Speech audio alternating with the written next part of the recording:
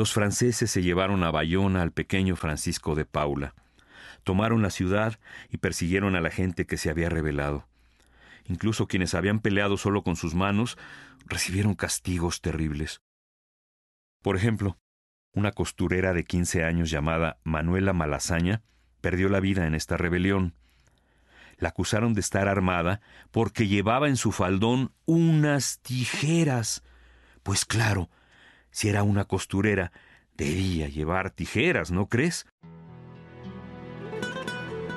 Si tienes algún día la oportunidad de viajar a Madrid, podrás visitar el barrio de Malasaña, que se llama así en su honor.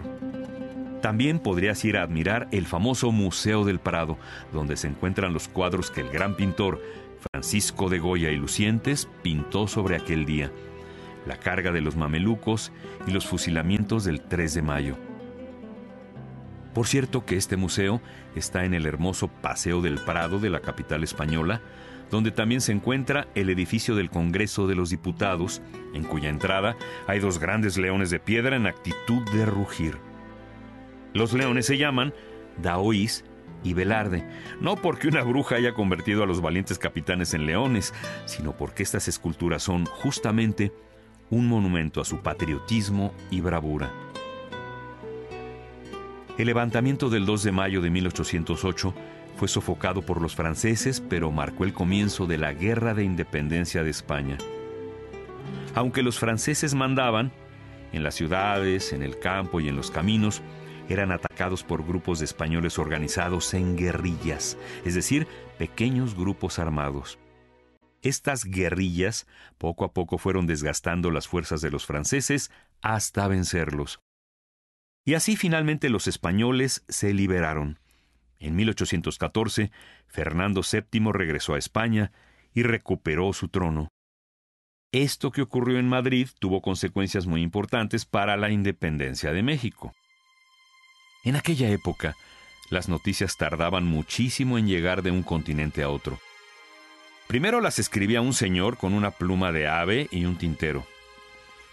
Luego las hojas se hacían rollito, o bien se guardaban en un sobre que se cerraba con lacre, una cosa parecida a la cera derretida, para que no la abriera nadie que no fuera el destinatario, o sea, al que le escribieron la carta.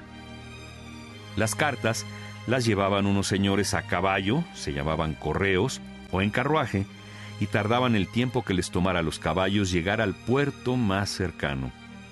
Los jinetes debían darles las cartas a los marineros del barco y pedirles que las entregaran a otro correo. Luego la carta cruzaba el mar en ese barco y por último llegaba al puerto de Veracruz, donde otros correos a caballo la llevaban a su destino. Todo esto es para decirte que en la Nueva España se enteraron de que Carlos IV y Fernando VII habían renunciado al trono y de que en Madrid había ocurrido una gran revuelta hasta el 14 de julio de 1808, más de 2 meses después. Si hubieran tenido correo electrónico, se hubieran enterado de inmediato. En México, o bueno, en la Nueva España, muchos criollos hubieran querido que gobernara Fernando VII. Pero cuando se enteraron de que España estaba ocupada por los franceses y de que no había rey, les pareció absurdo seguir obedeciendo a este país que estaba, por decirlo así, descabezado. Y si no había rey, el virrey, que era su representante, no tenía ya ninguna autoridad. La Nueva España, es decir, México, tendría que gobernarse ella misma y caminar hacia su independencia. Pero ese es otro capítulo.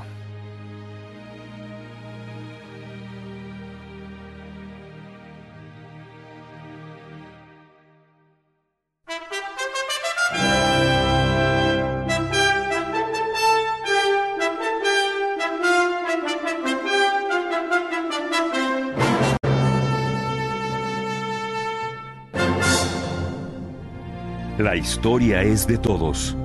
Bicentenario de la Independencia Nacional, Centenario de la Revolución Mexicana, Gobierno Federal.